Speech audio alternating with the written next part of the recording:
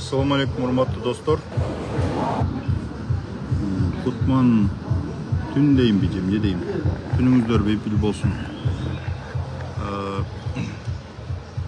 Мен жолго чыктым.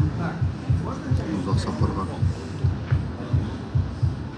Кыргызстанда бийликти мактап, Кыргызстанда жасалып аткан иштердин баарын көрүп, андан кийин жер суунун баарын кыдырып, эң акырында президентке жолугуп, кеңири баарлашып дегендей. Анан кийин ошол кездерде Кыргызстанда адамдардын сынына кабылдым. Мындай жебеген самсыга пул төлөдүм, пактакор, анан деме жалагыч, анан да бирдеме деген кыскасы аябай аба ырайда жөндө сөз кылсаң деле сен сүйлөгөнчү пактакор деген сыяктуу сөздөрдү уктум. Эми мындай коомдук активист болом деген адам, публичный болом деген адам, ал ошентип бардык көйгөйлөргө, же болбосо бардык сын пикирлерге чыдаш керек. Анткени мени эч ким публикага түртүп чыгарган жок. Ушундай. Ошон үчүн оңой нерсе болбойт, анын баарын түшүнөм. Бирок эмне себептен пакта койдум, эмне себептен мактадым мындайча айтканда. Бул кыскарта чапканда, бир сөз менен айтканда, бул менин сүйүнүчүм, менин кубанычым. Өлкөдө болуп аткан өзгөрүүлөр бул менин кубанычым. Ошон үчүн мен мактадым, мен сүйүндүм. Чын жүрөгүмдөн мактадым. Эртең дагы жылдар өтөт, убакыт өтөт. Мен ошол кезде дагы ушул адамдардын жакшы кылган иштерин, мыкты бүгүнкү күндө жасалып аткан ондогон, жүздөгөн иштерин, кыймыл аракеттерин, стратегиялык маанидеги иштердин баардыгын ошол кезде дагы мактайм. Жакшысын жакшы деп айтам. И кеткенден кийин ошол убагында жакшы болчу эле деп анан кеткенден кийин шообайм. Бул мендеги принцип. Анан мына учурда Кыргызстандын борбору Жалал Абад шаары болушу мүмкүн деп, Манас деп атайлы деп ошондой талкуулар жүрүптүр. Жалал Абад шаарынын мэринин пикирин да уктум. Мен оюмча ошондой борбор боло тургандай бир максаты, буюрса мындай бир багыт бар окшойт да. Анан эмне себептен Манас Курманбек деп аташ керек деген баягы сунуштар болуптур. Анан эми Курманбек Баатырдын атынан аташ керек депчи. Бирок Курманбек Баатырдын атынан аталбаганын себеби баягы кайсы бир саясатчыга окшошуп калат деген сыяктуу. Эми билесиңер, экинчи президент Курманбек Бакиевке окшошуп калат, же ошонун атынан атап койду деген сыяктуу талаш тартыштар күчөйт деген нерсени аргумент келтириптир. Бирок менин оюмча бул ал аргумент деле эмес, анткени биздин калайык калкыбыз, жалпы эл билет Курманбек Баатыр ким, Курманбек Бакиев ким, анан башка элдер кандай ойлойт, дүйнө жүзү кандай сөз кылат, ал башка маселе деп туурабы. Ошондуктан Манас деп аталышынын түпкү себеби борбор катары көчүрүү болсо керек деп ойлойм. Анткени жогору жактан ошондой чечим кабыл алынбаса, анда мындай талкуулар жүрбөйт эле, мындай баягы аты жөнүндө өзгөртүү жөнүндө маселе чыкпайт эле да. Демек, борбор боло тургандай бүгүнкү күндө Жалал Абад шаары жасалып атат, жаркырап. Бул чечим абдан өз убагында эмес, балким кечигип, бирок ошончо дагы бүгүнкү күндө туура көтөрүлүп аткан маселе. Мунун өзүнүн тарыхый мааниси бар. Анан бүгүнкү күндө буга чейин баягы Ош шаарын борбор кылыш керек деген сыяктуу талаш тартыштар жүрүп калчу да. Анан ал кезде баягы регионалисттик, анан Ошко бийлик кетсе, анан ошо менен түштүктө бийлик бербей коет деген сыяктуу көз караштар дагы бар болчу, ачыгын айтканда. Бүгүнкү күндө деле ал мындай көз караштар бар, бирок алар азайып калыптыр. Интернетте жана интернет желесиндеги маалыматтарды карап отуруп, чындап эле Бишкек аябай чоюп кетти, кыйналып кетти, Бишкекти разгрузка кылыш керек, борборду көчүрүш керек деген пикирлер басымдуулук кылып калыптыр да. Бул жакшы. Анан эмне үчүн Ошко эмес деген суроого келгенде, Ош шаары дагы Бишкектен кем эмес болуп, чоңоюп, чоюлуп, аябай кеңейип кетти, эл көбөйүп кетти да. Анан дүйнөлүк практикада мындай нерселер бар. Мындай айрыкча Американын практикасында ушундай борбор кылып жанагындай чакан шаарларды тандашат. Америкада ар бир штаттын борборлору бир кичинекей эле бир мындай шаарлар, мисалы Пенсильвания штатында Филадельфия сыяктуу, как минимум мисалы Питтсбург сыяктуу шаарлар бар. Бирок Пенсильвания штатынын борбору бул Харрисбург, же болбосо орустар айтканда Гэррисбург деген шаар. Кичинекей эле, билбейм канча миң киши жашайт. 30-40 миң киши жашайбы, 50 миңби, балким 100 миңге жетип жетпейби, ушундай эле чакан шаар. Талаш шаарындай же болбосо бир Токмок шаарындай болгон эле чакан шаар. Ошол жер штаттын борбору болуп эсептелет. Мисалы бүткүл дүйнө жүзү суктанган Калифорнияда кандай гана чоң шаарлар бар. Мисалы Лос-Анджелес бар, Сан-Франциско бар, анан бер жакта Санта-Моника, Санта-Барбара, анан Сан-Хосе деген чоң шаарлар бар да. Элдер көп. Бирок ошолордун бирөө дагы борбор эмес. Калифорниянын борбору кайсы? Калифорниянын борбору бул неме? Аттын өчкөр. Ох, аттан олрайын, атын унутуп калганбы? Калифорниянын батыш жагында, түндүк батыш жагында жайгашкан шаар. Эстегенде жазып коем комментарийге. Чакан эле шаар, өтө деле чоң эмес да, Калифорниянын борбору ошол болсун. Сан-Францисконун нар жагында бир шаар бар, атын эстесеңер жазып алчы, мен барып эле жүрөм, бирок атын унутуп калдым да азырчы. Эмне сыдан башталат мындагы. Анан Калифорниянын борбору кичинекей, бардык эле штаттардын борборлору ушундай кичинекей шаарлар. Анан то есть Америкада чоң шаарлар турса, анан Американын борбору столицасы бул Вашингтон шаары. Ал дагы бир кичинекей шаар. Ал дагы мындай Америкадагы бир мындай бир ондогон, анын ичинде бир 10 чакты чоң мегаполистер бар. Миллиондогон, ондогон, бир канча миллиондогон адамдар жашаган мегаполистер. Бирок алардын бирөөсү да борбор эмес, ошол Вашингтон борбор болуп эсептелет да, борбор, расмий борбор. Ушундай нерселер бар. Бул деген баягы балким чакан шаарларга көңүл буруу, балким башкаруунун жеңилдетүү деген сыяктуу бир ошондой бир саясаттыр. Анан бүгүнкү күндө Жалал Абад шаары ошондой чакан, бирок ошол борбор болгонго ылайыктуу шаар деп ойлойм. Анан тегерегинде мындай кеңейткенге дагы кошумча бир курулуштарды курганга дагы жерлер бар, мүмкүнчүлүктөр бар. Ал эми Ош шаары болсо Өзбекстандын чек арасына бир 2-3 километр эле калды. Жакындап калды да, чектешип калды. Ошондой нерселер бар. Анан Жалал Абад шаарынын дагы бир тарыхый өзгөчөлүгү бул Жалал Абад шаарын борбор кылып көчүрүү идеясы, бул негизи башынан эле борбор кылуу идеясы бул Жусуп Абдрахмановго таандык. Бүгүнкү күндө Жусуп Абдрахманов жөнүндө айтабыз, окуйбуз, бирок анын күндөлүктөрүн дээрлик окубайбыз. Жалал Абадка эмне үчүн борбор болуш керек деген маселеге келгенде, ал кезде жападан жалгыз темир жолу ошол Жалал Абадта болгон. Анан бул дагы орто ченде жайгашкан. Жусуп Абдрахмановдун бир амбициялуу планы болгон. Бул тетиги Ысык көлдөн баштап тиги жагы Кара-Балта Арал деңизине чейин, Кара-Балта дейм да, Кара-Калпак Арал деңизине чейин бир мамлекет кылып, анан борборун Жалал Абад кылуу боюнча ошондой бир сунуш бар болчу. Бирок тилекке каршы ал сунуш өтпөй калган. Ал жакта эми өзбектер жана башкалар ал маселени ошол кезде Жусуп Абдрахмановдун оюндагыдай чечиштирмек эмес. Москвадагы орустар жана башкалар эч ким колдогон эмес, кыскасы. Бирок ушундай бир идея болгон. Анан ошо менен Жалал Абадта бара инфраструктура жок, тиги-буде отуруп, анан ошо менен борбор жылып кеткен. Анан бүгүнкү күндө эми заман өзгөрдү. Күндө эгерде ошондой бир баягы кызыкчылык болсо, борбор шаар курганга мүмкүнчүлүктөр пайда болду. Анан Москва бир күндө курулган эмес деген орустардын сөзү бар го, ошол сыяктуу Астанада бир күндө курулган эмес.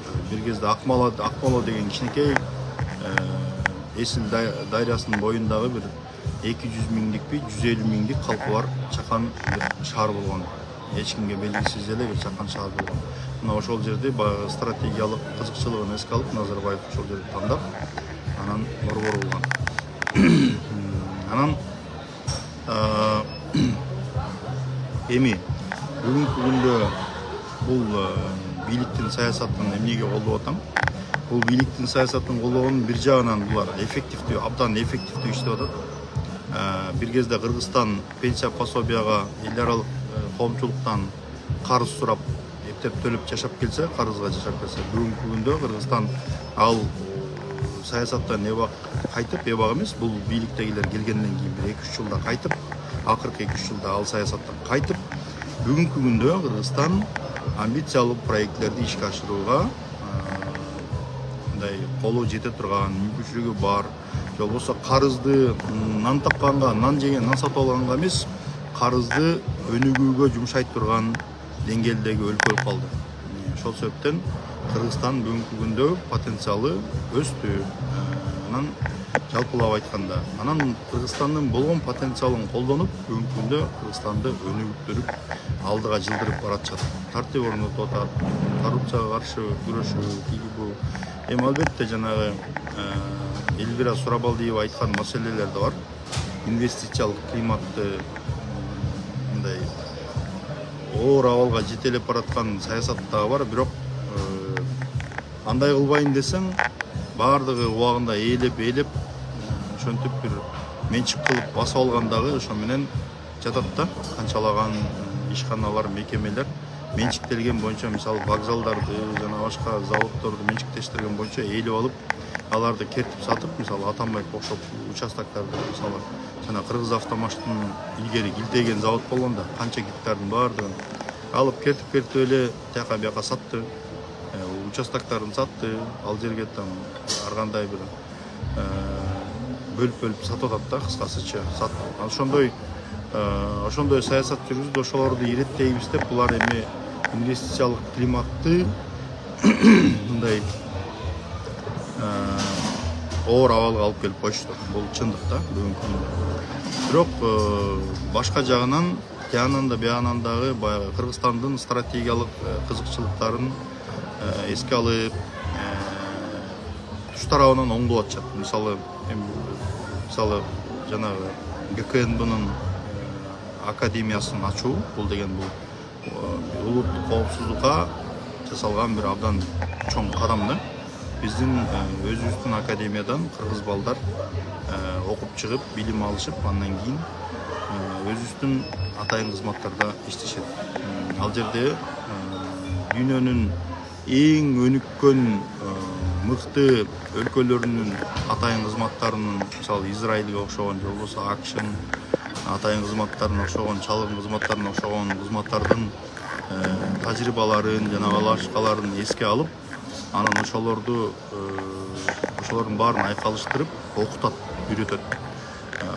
То есть анан ошого окшогон көп стратегиялык абдан жакшы чечимдер кабыл алып, жөн эле чечимдер кабыл алып койбой, мурда чечимдер, программалар көп кабыл алчу, бирок ишке ашчу эмес да. Акчанын жоктугунан, чарбанын начардыгынан, жетекчилерибиздин тилекке каршы чарбага анча көңүл бурбагандыгынан, эл менен жакын болбогондугунан, ошол себептен ошондой бир чечимдер аткарылбай, ишке ашпай калчу. Бүгүнкү күндө эл менен бийликтин байланышы абдан тыгыз.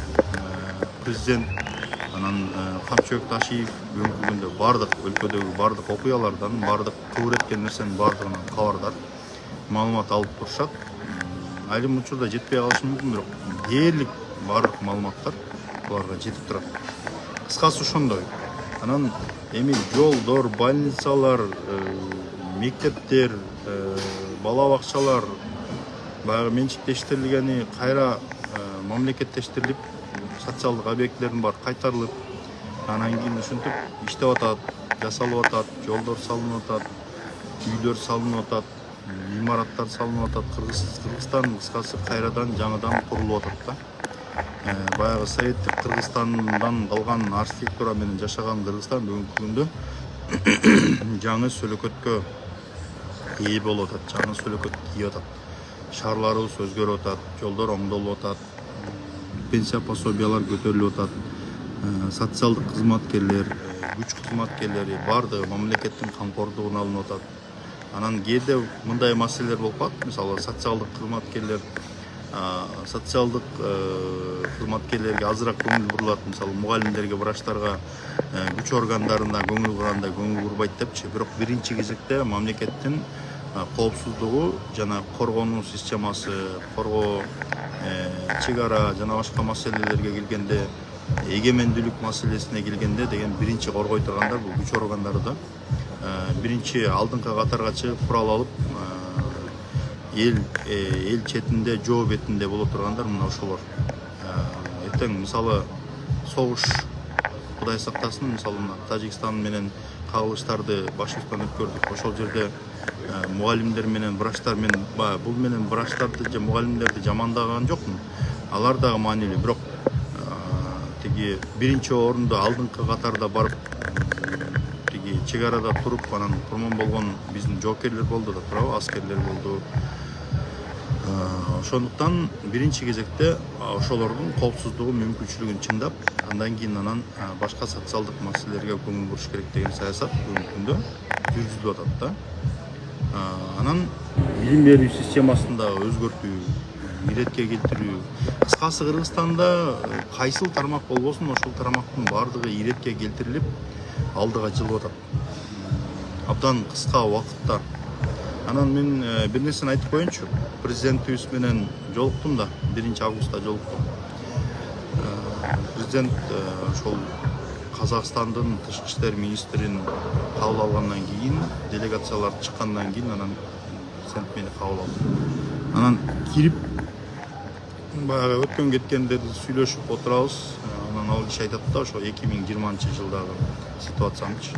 Биз келгенде дейт, жаңы келгенде Кытайдын карызы аркылы жактан бар коколоп дейт да. Ушундай бир бюджет деген бюджеттин тешиги чоң дейт, дефицит чоң дейт. Кыскасы ошондой абалда бийликке келген да президент. Мен детально айтпай эле коеюн, бирок бүгүнкү күндө Кыргызстандын абалын элестеткиле. Анан кечээ бирөө Кыргызстандын тышкы карызы көбөйүп кетти деп, тиги Азаттык радиосу макала жазып чыкты. Анан ошол маалыматты таратып атышат. Кыргызстан тышкы карызы 2 миллиард доллар карыз кошулуптур, бирок деген тышкы карыздын өлчөмүн, же болбосо коркунучтуулугун кантип иликтейт? Эл аралык нормада. Эл аралык нормада тышкы карыз, же болбосо мамлекеттик карыздын жалпы экономиканын өсүшүндөгү, то есть үлүшү канча болот? Жалпы экономикадагы ВВП, ички дүң өнүмүнүн өнүмүндөгү үлүшү канча болот? Ошого жараша болот да. Дүйнө жүзүндө мисалы Кыргызстанга окшогон мамлекеттерде ошол жалпы ички дүң өнүмүнүн 70%-на жакын карыз алса болот. Ал эми Американын мамлекеттик карызы жалпы экономикасынан ашып кеткен эбага элечи. Бирок Американын экономикасы күчтүү болгондуктан аларда ал нерсе боло берет. Бизде болсо, бизде 70%ке чейин карыз алса болот. Бирок бүгүнкү күндө Кыргызстандын тышкы карызы экономиканын, то есть ВВПнын 45%. То есть тышкы карыз эмес, жалпы мамлекеттик карыз, ички карыздар бар анын ичинде. Ошонун баардыгы жалпы 45% түзөт да.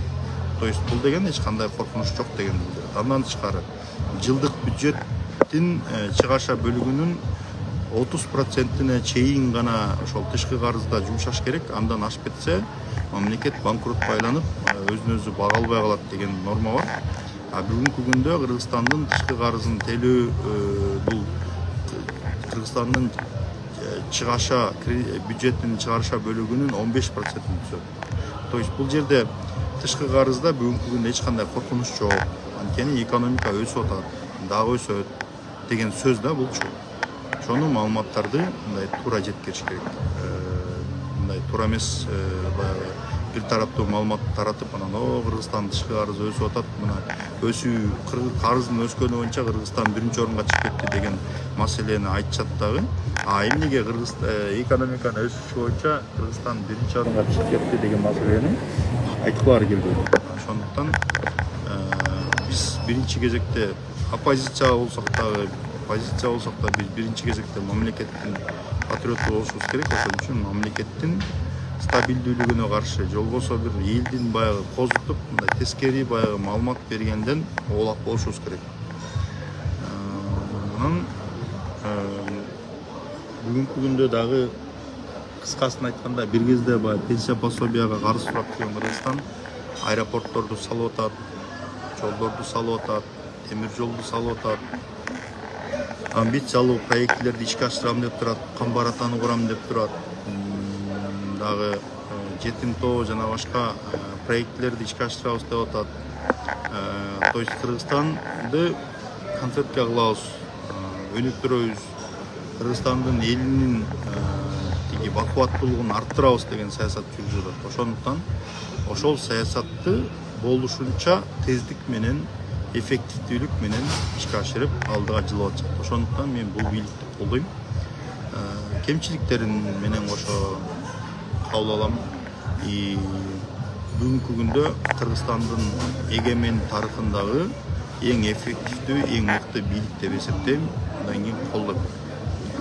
Алыста жүрөмбү, жакында жүрөмбү, өлкөнүн ичинде жүрөмбү, тышта жүрөмбү, Америкада жүрөмбү, мен ар дайым колдойм. Анткени булар менин мекенимди, Кыргызстанымды, орустар айткандай многострадальный Кыргызстанды оңдоп түзөп модернизация кылып атышат. Биз ушул нерсени карап туруп, жакшы нерсени көргөндү, жакшы нерсени баалаганды үйрөнүшүбүз керек. Жакшыны жакшы дегенден жаагысынбайт деген кыргыздын сөзү бар. Айланайын жакшыны жакшы деш керек. Анан сын пикир, бирок баягы ой кыйкырып койду, сөгүп койду, же телефонду алып ыргыта берди, ой молодец, же болбосо өкпөсүн үзүп койду деп кол чаба бербей, мындай бир мактаганды дагы иштиктүү жасалып аткан иштерди карап туруп ошого жаша макташ керек. Анан сын айтканда дагы ошол реалдуу кемчиликтерди алып чыгып, анан анын чечүү жолдорун сунуштап бийликке айтып туруш керек. Критика по-дружески болуш керек да, а не по-вражески. Ошондой. Анан урматтуу достор, ошондуктан биз мекенибиздин патриоту бололу. Менин эч кандай кызыкчылыгым жок. Эч кандай бийликтен бир мындай тыйын же болбосо бир кылдай дагы эч нерсе алган эмесмин. Албайм дагы. Керек болсо кайсы бир жерде кезекте мамлекеттик кызмат жанагындай мамлекеттик мекемелерде кезекте турсам, мен ошол жерден дагы ак үйдөгү, көк үйдөгү тааныштарыма, ынтымак ордодогу башка тааныштарыма айтып жардам сурабайм. Бардык жерде кылдай дагы кичинекей дагы бир кызыкчылыгымды алдыга жылдыргым келбейт. Менин патриоттуулугум ошол. Мен жөн эле колдойм. Бул бийликти колдойм. Жакшы иштеп атат деп эсептейм. Ага бир канча аргументтерим, фактыларым бар. Ал сөз көп сөз. Кыскасы мен буларды колдойм. Ошол себептен булардын саясатын колдоп, анан кийин бир маалыматтык, мындайча айтканда маалыматтык колдоо көрсөткөгө өзүмдүн дараметиме жараша аракет кылып атам. Анан дагы байкасаңар, мына бүгүнкү күндө Ыдырыс Исахов окшогон, Али Токтохонов окшогон мыкты биздин блогерлер бүгүнкү күндө бийликтин жасап аткан иштерине реалдуу баа берип, кырдаалга мындай баягы кычкыланбай, капталдан жыра тартпай, анан жөн эле жаманатты кылбай, реалдуу түрдө баа берип, жакшыны жакшы деп айтып атышат. Мына ошого окшогон, Алиге окшогон, Ыдырыска окшогон мындай чыныгы мекендин патриоту болгон азаматтарыбыз көбөйсүн. Ал эми ким эле Болот Темиров кээде бизди мен да кошуп жамандап калат, айтып калат, эметип калат да. Анын пикири, анын туура түшүнөбүз, анткени ошондой абалда калса, балким бардыгы эле ошондой сынга өтмөк. Бирок кандай болбосун, объективдүү болгонго аракеттенишибиз керек. Анан ошондуктан биз эгерде Кыргызстандын өнүгүшүн кааласак, Кыргызстандын алдыга жылышын кааласак, анда жакшы нерсени колдош керек. Ошол көңүл бурганыңыздар үчүн чоң рахмат. Мен болсо Америкага сапарымды улайм азыр. Бир аздан кийин бизде учакка отуруу башталат.